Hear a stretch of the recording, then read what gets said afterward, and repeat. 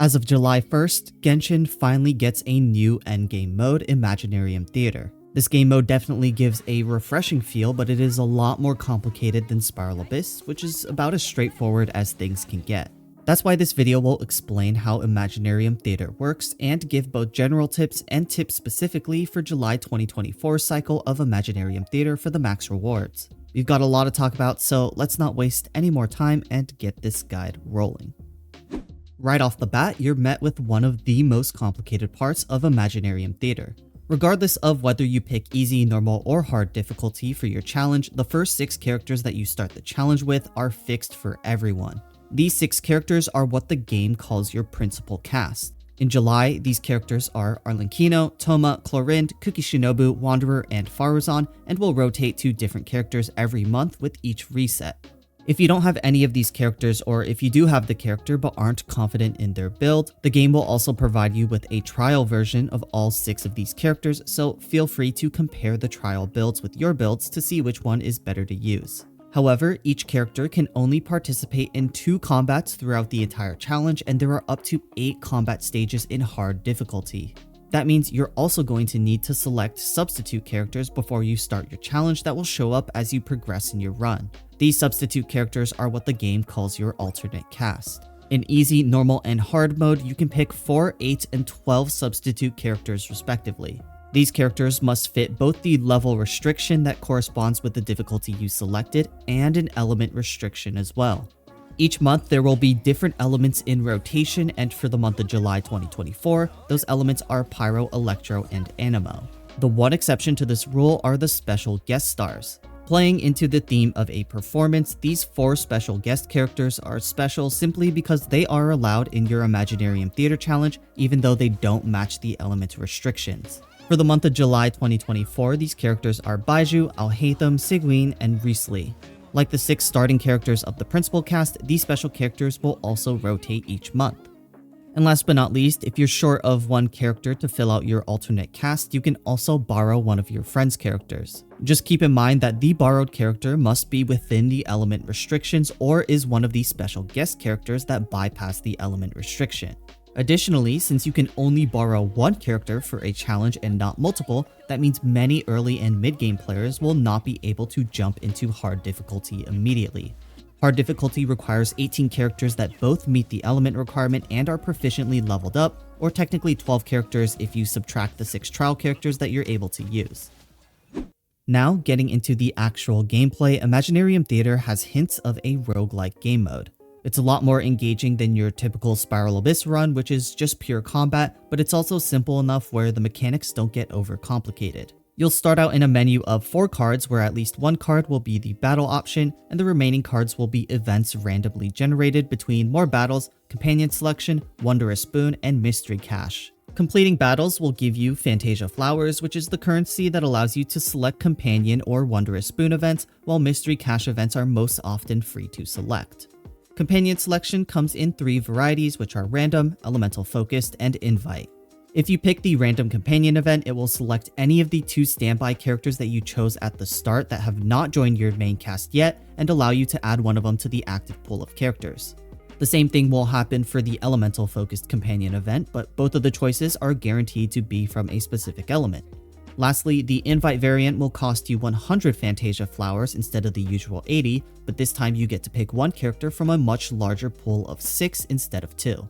Wondrous Boon events will cost you 60 Fantasia Flowers, and it allows you to select between 3 different combat buff cards. These combat cards are often centered around the current element restrictions in rotation right now.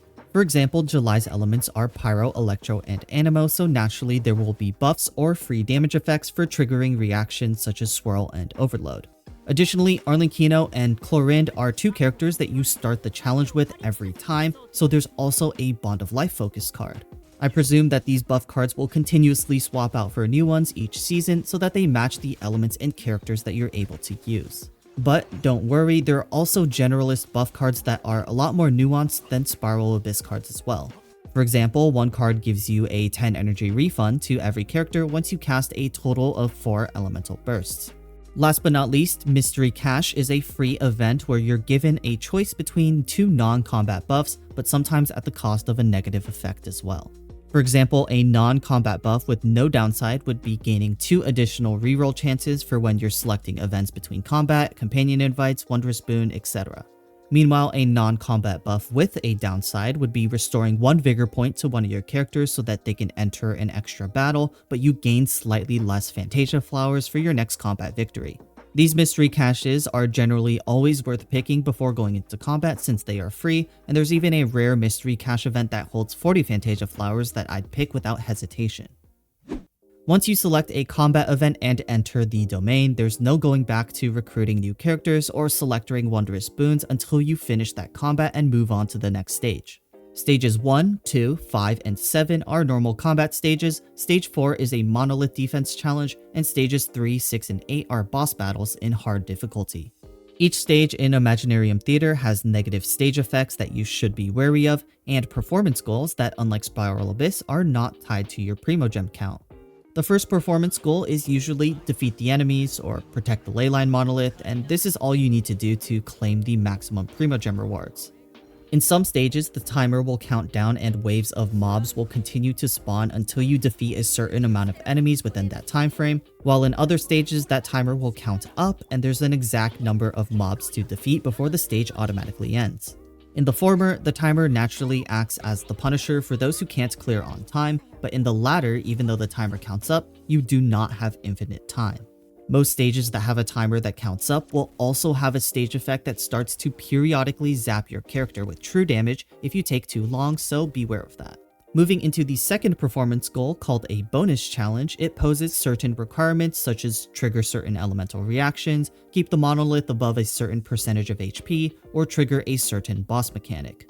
Clearing this bonus challenge will grant you 20 extra Fantasia flowers to spend on extra companion selection or Wondrous Boon events, which most definitely adds up if you can successfully clear multiple of these challenges in a single run.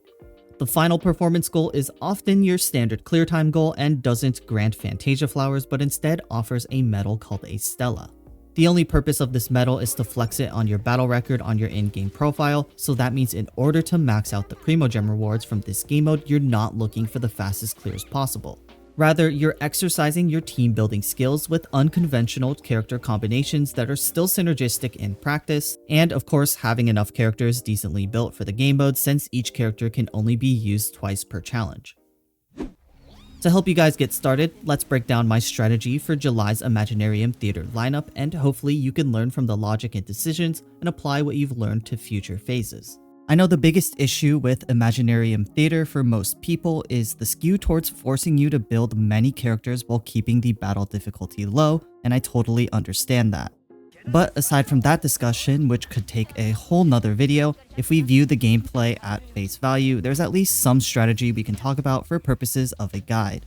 So to start out, you'll notice we have 3 on-field DPS characters with Arlenkino, Clorinde, and Wanderer. However, Arlenkino is missing some staple supports and off-field damage like Bennett, Chevreuse, Beidou, Fischl, Xiangling, etc. Meanwhile, Clorinde is also missing some staple pieces that commonly appear in her better teams such as off-field Electro DPS teammates, Kazuha or Sucrose, and of course Dendro application from Baizhu, who is a special guest character in this rotation. Wanderer is the only character who has his dedicated support of Farazan right off the bat, so I highly recommend starting off with Wanderer, Kuki, Toma, and Farazan for the first battle. This way you can not only get the most out of Wanderer, but also maximize the use of a strong character like Arlenkino to trivialize 1 or 2 combat stages once you pick up the proper supports for her later on in the run. The second tip I have is to abuse characters with mobility and grouping, especially on stage 4. A lot of the non-boss combat stages have waves of enemies that spawn on different sides of the battlefield, and it can get annoying extremely fast. Additionally, stage 4 combines that with a monolith defense stage where all of the enemies auto-target the monolith instead of you if you're not close enough to them. Picking characters like Kazuha, Sucrose, and Venti at the start in your alternate cast and then saving at least 1 vigor point on those characters for the monolith challenge is an absolute cheat code. Meanwhile, high mobility characters like Clorinde or long range characters like Yoimiya can make your life easier in both normal combat stages and monolith stages depending on the enemy as well. The third tip comes for stage 6, which is a boss fight against the 2 Bathismal Bishops that revive if you don't eliminate them in quick succession. While the DPS check of these two is not nearly as bad compared to when they were in floor 12 of Spiral Abyss a while back, the biggest issue with this boss is always the revive mechanic and how much knockback and interruption their attacks can inflict on your characters. If you end up letting them revive even just once, chances are you'll lose out on the medal that you can flex on your profile with a time limit of just 90 seconds for that bonus challenge. So, my biggest recommendation for stage 6 is to bring a shielder or a character that provides a lot of resistance to interruption. Doing this knocks out 2 birds with 1 stone because not only will you have a better chance of avoiding stun lock against some of the multi-hit attacks of the Vishaps, but less interruption and damage reduction via shields also means you can focus more of your attention towards balancing the HP bars of each Vishap equally. That way, once they jump into the middle of the battlefield, you can easily press one of your AoE abilities and clear the stage without worrying about the revive mechanic. The characters allowed in July's rotation that provide good shielding or resistance to interruption include Deha, Beidou, C4 Yanfei, Xinyan, and Baizhu. For tip number 4, we take ourselves to stage 8, which is the last stage against the Coppelius. Again, getting interrupted by the fast and frequent attacks of this boss is most definitely a concern, but another thing you have to worry about is the cryo shield that it periodically generates. Naturally, one would think of bringing an Uxia aligned character to counter this enemy, and the ones you have available to you in this current rotation are Risley Burst, Lynette's skill, Clorin's skill, Seguin's skill, and Chevreuse' skill. In fact, the bonus challenge for stage 8 is to destroy the shield with Uxia aligned attacks. But since this is the last stage of your run, getting those 20 extra Fantasia flowers does absolutely nothing since these Fantasia flowers do not carry over to your next run.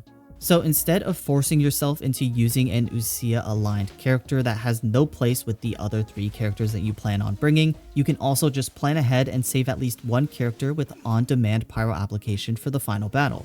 Tangfei, Bennett, and Xiangling are all great supportive characters with fast pyro application, while any main DPS pyro character will naturally deplete the shield during their rotation so that you won't have to worry about it. And for my 5th and final tip, this is not stage dependent for July's cycle, but rather just a general tip. If there are multiple combat cards that you can choose from with different enemies, be sure to check out the detailed lineup of each combat card before making a decision. Because a lot of the time you may be forced into playing a suboptimal team, you want to pay attention to the enemy mechanics to make sure that your suboptimal team can still clear with ease. For example, if I take this random Gaming team into the Monolith challenge with Ruin enemies, I'm going to struggle big time. Not only does Gaming's AoE plunge attacks lose their value against single target, Gaming also wastes a ton of time moving around to each new target. If you're going to pick this specific stage, a better alternative would be a character like Yoimiya, who is not only ranged but also a single target specialist. However, if you don't have an answer for any specific combat stage, remember that you have reroll attempts that you can use to refresh your combat cards, so don't be stingy and press that reroll button. But with that, that's all I have time for today. Hopefully this guide was helpful for those taking their first step into Genshin's new endgame, and let me know your thoughts on the new Imaginarium Theater game mode down in the comments below. Other than that, it's the same as always. I'll see y'all in the next one. Peace.